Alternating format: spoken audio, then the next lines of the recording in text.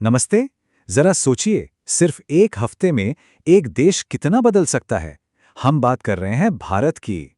बिहार की एक महिला उद्यमी से लेकर राजस्थान की एक बहुत बड़ी परमाणु परियोजना तक।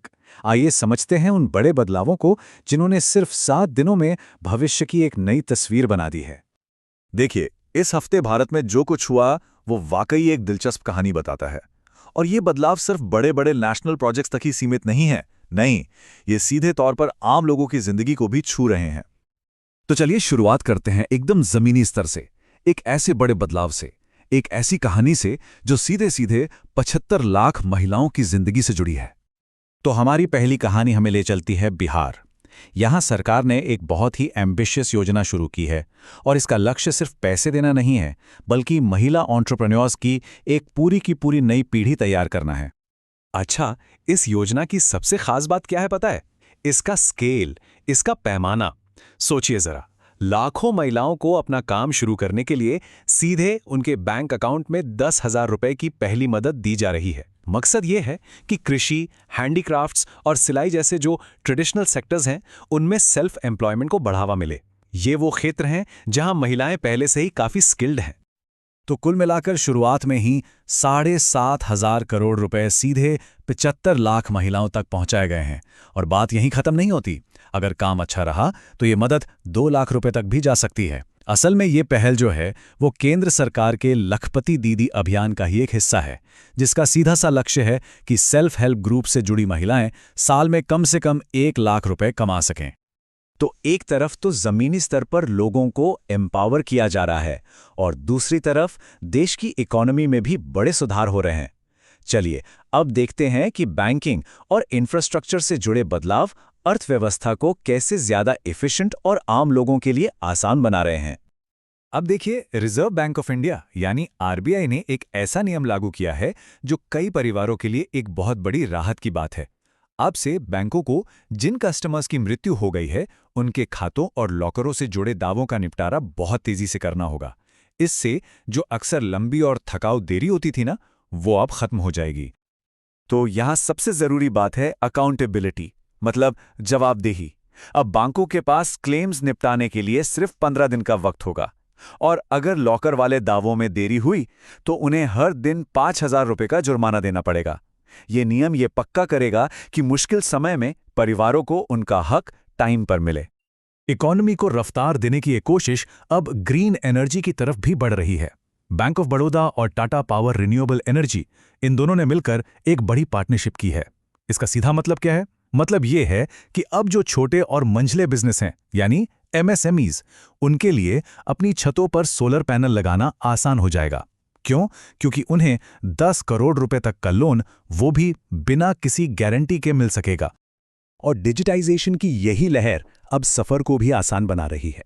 1 अक्टूबर 2025 से एयरपोर्ट पर वो जो कागज वाले अराइवल कार्ड भरने पड़ते थे ना, वो सिस्टम अब खत्म हो रहा है। अब विदेश से आने वाले यात्री अपनी सारी जानकारी ऑनलाइन भर सकेंगे। इससे होगा क्या? इमिग्रेशन की पूरी प्रक्रिया बहुत तेज और स्मूथ हो जाएगी। तो इकोनॉमी को मॉडर्न बनाने के साथ साथ देश अपनी सुरक्षा और टेक्नोलॉजी के भविष्य को भी एक नई शक्ल दे रहा है। चलिए अब बात करते हैं डिफेंस सेक्टर में हुए एक ऐतिहासिक बदलाव की। ये आत्मनिर्भरता की ओर एक बहुत बड़ा कदम है। लगभग 6 दशकों तक, 60 इयर्स तक आसमान में भारत की शान रहा MiG-21 फाइटर जेट, अब उसने अपनी आखिरी उड़ान भर ली है।